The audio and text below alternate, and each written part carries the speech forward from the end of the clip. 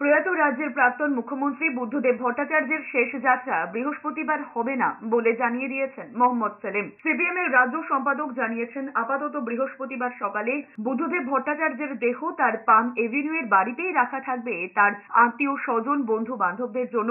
পরে তার দেহ সংরক্ষণ করা হবে।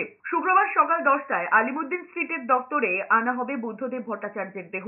সেখান থেকে বিকেল 4টের সময় শুরু হবে শেষ যাত্রা। তবে বুদ্ধদেবের শেষকৃত্য হবে না। সেলিম জানিয়েছেন, বুদ্ধদেব তার দেহ দান করে গিয়েছিলেন। শেষ যাত্রার পরে তার ইচ্ছা অনুযায়ী প্রাক্তন মুখ্যমন্ত্রীর দেহ দান করা হবে। দলীয় সূত্রে খবর, এসএসকেএম হাসপাতালে দান করা হবে বুদ্ধদেবের দেহ।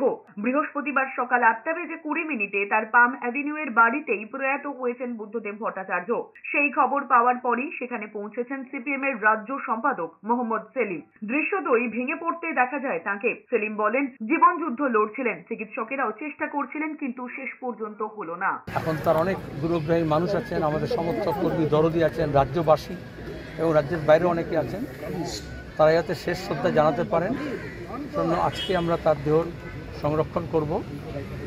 বৌদির সঙ্গে কথা হলো, তার পরিবারের সঙ্গে কথা হলো, আগামীকাল সকালে 10:30 নাগাদ আমরা আলিমুদ্দিন স্ট্রিটে 21 নম্বর আলিমুদ্দিন স্ট্রিট পার্টির রাজ্য দপ্তরে তার মরদেহ সাহিত্য থাকবে সর্বসাধারণের জন্য।